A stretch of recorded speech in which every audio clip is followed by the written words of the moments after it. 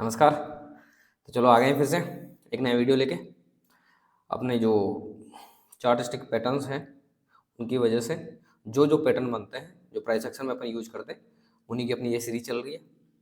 और पिछले वीडियो उम्मीद करता हूँ आप देख रहे होंगे, पसंद कर रहे होंगे, प्रैक्टिस कर रहे होंगे उन पे। तो आज अपना ये एक नया वीडियो है जिस पे अपन एक नया पैटर्न के बारे में पढ़ेंगे कि पैटर्न चार्ट में कैसे बनता है, कहाँ बनता है, किस तरीके से इसको रीड करते हैं, क्या स्टॉप लॉस रहेगा, क्या अपना टारगेट रहेगा, कहाँ एंट्री लेंगे, इसी के बारे में जानेंगे। तो आज का वीडियो जो है उसका नाम थोड़ा सा ठीक ठाक है, समझ जाओगे आप।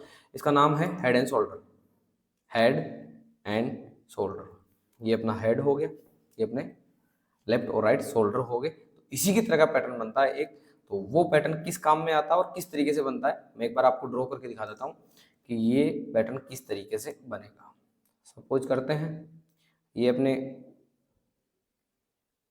सेंटर पॉइंट है जो कंधे वाले, एक यहाँ पे शोल्डर बनेगा इस तरीके से, एक फिर यहाँ पे अपना हेड बनेगा इस तरीके से, फिर एक अपना ये शोल्डर और बनेगा दूसरा इस तरीके से, और फिर ये पैटर्न यहाँ से डाउन में ब्रेक देगा। तो ये डायग्राम बनाने से आपको समझ में आ रहा होगा कि ये पैटर्न कब बनेगा। ये पैटर्न बनेगा एक बड़े अप ट्रेंड के बाद। इस तरीके से एक अप ट्रेंड चल रहा होगा, इस तरीके से अप ट्रेंड चल रहा होगा कि यहाँ ब्रेकआउट दिया होगा। ब्रेकआउट देने के बाद ये जो सपोर्ट लेवल था इस सपोर्ट पे टेस्ट करने आया, यहाँ से फिर एक नया हाई लगाया, फिर वापस डाउन साइड आया, फिर सपोर्ट पे फिर से सपोर्ट लिया, फिर हल्का सा अप साइड में गया, फिर वापस जब इस सपोर्ट के पास आएगा तो यहाँ से एक ब्रेक डाउन देगा, और ब्रेक डाउन देने के बाद यहाँ से एक फिर से डाउन ट्रेंड स्टार्ट होने के पूरे पूरे चांसेज होंगे। अब ये सपोर्ट जो होता है या रेजिस्टेंस लेवल जो भी होता है उस पर बार बार अगर प्राइस आती है तो इसका इफेक्ट किस तरीके से पड़ता है, अपन एक बार इसका एग्जांपल ले लेते हैं। ये अपना सपोर्ट है, सपोज कीजिए यहाँ से पहले कोई प्राइस अप साइड में मूवमेंट कर रही थी, यहाँ से इसने ब्रेकआउट दिया होगा, यहाँ से रिटेस्ट किया होगा, फिर इस तरीके से प्राइस अप साइड चली गई होगी। हेड एंड शोल्डर का पैटर्न नहीं बनाऊंगा, कोई भी पैटर्न।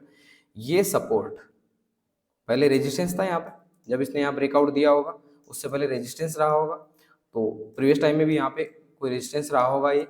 फिर जब ये सपोर्ट बना, ब्रेकआउट दिया, फिर ये सपोर्ट लिया, पहली बार सपोर्ट लिया, तो पहली बार सपोर्ट लेते ही यहाँ बायर्स ऐड हुए होंगे, प्राइस अप साइड में गई होगी। अगर ये दोबारा इसी सपोर्ट पे आ जाता है, इसका मतलब यहाँ पे बायर्स इतने ज़्यादा एक्टिव नहीं हो रहे। अगर बायर्स एक्टिव होते तो इस लेवल पे लेके नहीं आते, तो यहाँ से प्राइस अप साइड चली जानी चाहिए थी। अगर बायर्स बहुत ज़्यादा एक्टिव होते तो यहाँ से प्राइस अप साइड चली जाती, लेकिन यहाँ से अप साइड नहीं गई, दोबारा यहाँ आई, तो यहाँ जो पुराने बायर्स थे उन्होंने फिर से ट्राई किया होगा और इस प्राइस को फिर से ऊपर लेके गए होंगे।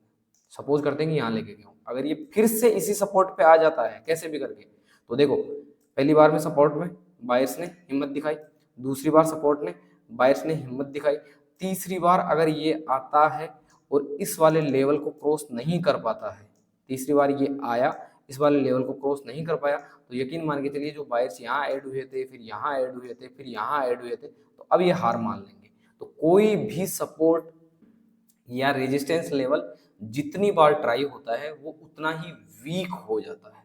तो नेक्स्ट टाइम जब प्राइस आएगी तो कंफर्म यहाँ से ब्रेक डाउन आएगा, यहाँ से रिटेस्ट करेगा और इस तरीके से फिर एक डाउन साइड में ट्रेंड स्टार्ट हो जाएगा। तो ये सपोर्ट था। ऐसे ही अगर ये रेजिस्टेंस है, यहाँ कोई प्राइस आई, टकराई, वापस नीचे आ गई, फिर टकराई, फिर वापस नीचे आ गई, फिर टकराई, फिर वापस नीचे आ गई और फिर टकराती है यहाँ पे। तो देखो एक बार ट्राई किया, दो बार ट्राई किया, तीन बार ट्राई किया, तो अगर सेलर्स यहाँ हावी होते तो इस प्राइस को तुरंत नीचे ले जाते। अगर ये तुरंत नीचे नहीं ले जा पा रहे हैं तो यकीन मान के चलिए जो बायर्स हैं ये धीरे धीरे हावी होंगे और जब इसे यहाँ से ब्रेकआउट देगा तो रिटेस्ट करने के बाद ये तुरंत साइड में मूवमेंट दे देगा।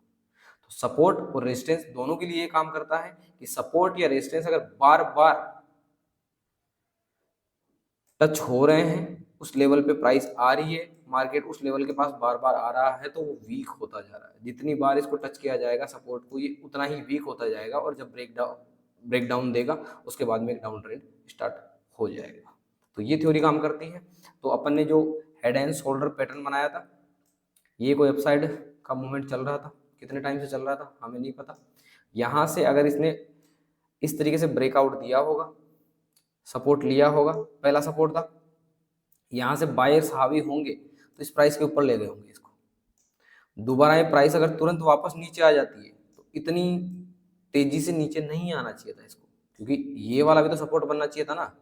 अगर यहाँ से सपोर्ट नहीं बन पा रहा है, ये पहले जो रेजिस्टेंस था तो इसको सपोर्ट बनना चाहिए था। जब प्राइस डाउन हो रही है तो यहाँ पे सपोर्ट लेना चाहिए था इसको, इस लेवल पे। अगर सपोर्ट नहीं ले रहा है और डायरेक्ट इसी लाइन पे वापस आ रहा है तो देखो, पहली बार में सपोर्ट ले लिया, दूसरी बार में फिर सपोर्ट ले लेता है, और फिर ये प्राइस अगर इसी लेवल तक जाती है तो मतलब यहाँ जो सेलर्स थे वो यहाँ जो ऐड हुए होंगे, फिर वो ऐड होंगे और इस बार इस प्राइस को नीचे ले आएंगे। तो इस तरीके से ये हेड एंड शोल्डर पैटर्न बनता है। इस एक शोल्डर हो गया, ये अपना दूसरा शोल्डर हो गया, ये बीच में अपने नेक गर्दन हो गई, और यहाँ से हेड हो गया, और यहाँ से जब ब्रेक डाउन दे और ब्रेक डाउन देने के बाद अगर रीटेस्ट करके फिर से इस तरह का प्राइस एक्शन बनाए तो यहाँ पे अपनी परफेक्ट एंट्री बनती है। इसको अपन स्टॉप लॉस लगा लेंगे इस वाले लेवल को, तो ये स्टॉप लॉस हो जाएगा, ये अपनी एंट्री हो गई, और अपना टारगेट रखा जाएगा ये जो जितनी पॉइंट्स का ये वाला एरिया है, एग्जैक्ट यहाँ से अपन इतने के इतने टारगेट के लिए इसमें ट्रेड में एंट्री ले सकते हैं। ठीक है, या फिर जिसको डायरेक्ट इस डायरेक्ट जिसको इस ब्रेकडाउन पे ट्रेड लेनी है तो वो अपना स्टॉप लॉस इस शोल्डर के हाई को रखेगा। अगर यहाँ कोई एंट्री लेता है, इस लाइन के ब्रेक होते ही एंट्री लेता है, तो उसका ये स्टॉप लॉस रहेगा, और टारगेट अपना सेम इतना का इतना ही रहेगा। लॉजिक मैंने बता दिया कि इस पैटर्न के पीछे का लॉजिक क्या होता है। ये सपोर्ट लाइन है, एक बार, दो बार, तीन बार, तो जितनी बार इसको सपोर्ट लाइन टच होती है, सपोर्ट लाइन के आसपास प्राइस आती है, वो उतनी वीक होती जाती है, और वहां से फिर ब्रेक डाउन आने के पूरे पूरे चांसेस हो जाते हैं। तो जब हेड एंड शोल्डर पैटर्न बनता है तो उसमें इस तरीके से अपन ट्रेड ले सकते हैं। ये एक अप ट्रेंड के बाद बनता है, अप ट्रेंड के बाद में, तो ये रिवर्स पैटर्न है। यहाँ से ट्रेंड के डाउन साइड में होने के पूरे पूरे चांस होते हैं। इस पैटर्न को अपन इस तरीके से यूज कर सकते हैं। तो मुझे लगता है आपको समझ में आया होगा कि किस तरीके से ये पैटर्न बनता है और इसमें कहाँ पे एंट्री लेते हैं, क्या स्टॉप लॉस रखते हैं। अब अपन इसको चार्ट में सर्च करते हैं कि चार्ट में ये मिलता है कि नहीं मिलता। तो चलो अपन चार्ट पे चलते हैं। तो ये आदित्य बिरला कैपिटल का चार्ट है।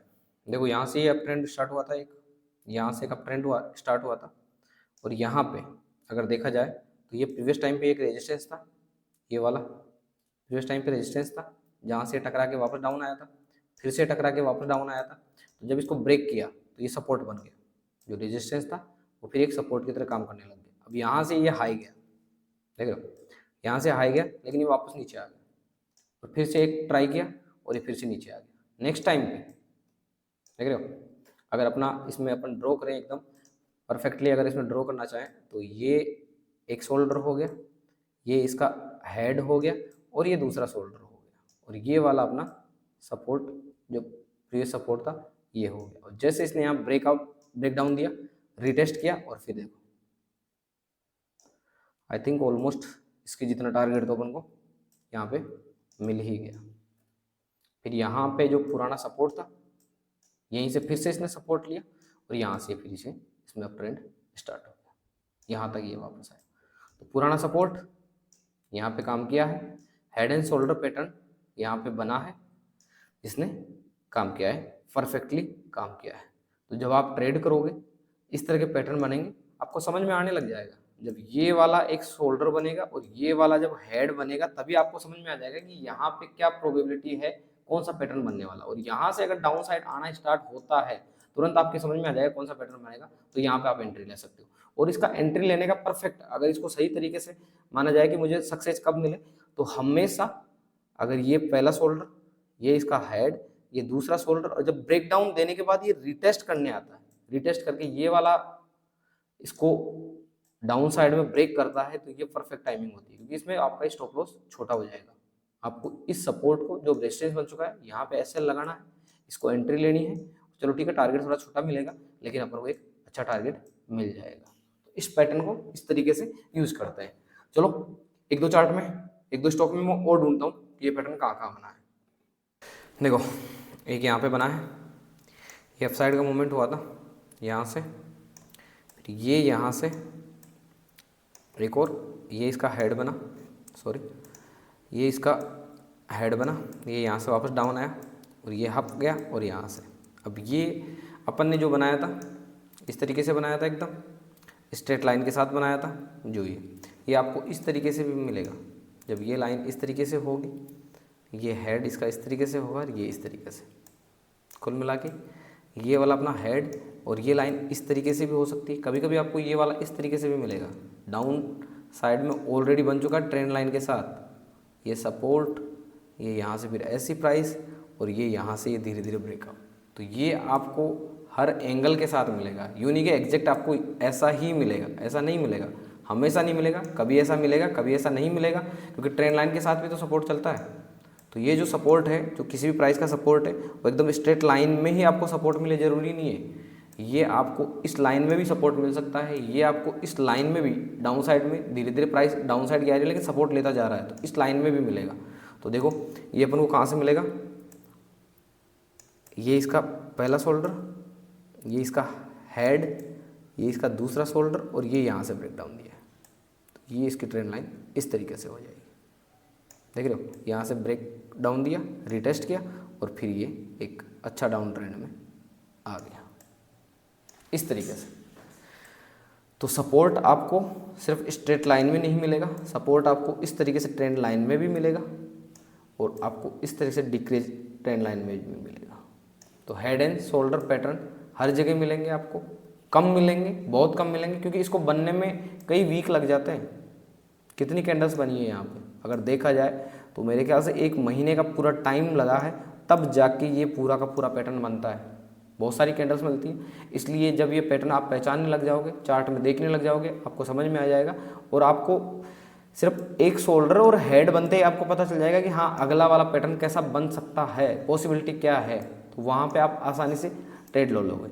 और ये सब चीज़ें कब होगी, जब आप रेगुलर चार्ट देखते रहोगे। जब चार्ट देखते रहोगे डेली या वीकली बेसिस पे आप चार्ट देखोगे, जैसे फ्राइडे को यूँ मान लो कि सैटरडे संडे को ऑफ रहता है, तो फ्राइडे को आप या सैटरडे को चार्ट देखना चाहोगे, संडे को चार्ट देखना चाहोगे, जब मार्केट बंद है तब चार्ट देखोगे। तो इस तरीके से आपको ये पैटर्न्स पहचानने होंगे, उनको अपनी डायरी में नोट करना पड़ेगा और जब ये सपोर्ट टूटे तब आपको एंट्री लेनी है और इस तरीके से इस ट्रेड में आप एंट्री लेके प्रॉफिट बना सकते हो। तो उम्मीद करता हूँ ये वाला वीडियो आपको समझ में आया होगा। समझ में आया तो वीडियो को लाइक कीजिए, कमेंट कीजिए, जो चीज़ आपको समझ नहीं आई वो मुझे बताइए, मैं कमेंट में रिप्लाई करूँगा। दोस्तों के साथ शेयर कीजिए और चैनल को अभी भी सब्सक्राइब नहीं किया है तो चैनल को सब्सक्राइब कीजिए। जल्द ही नया वीडियो लेके मिलेंगे, तब तक के लिए राम राम।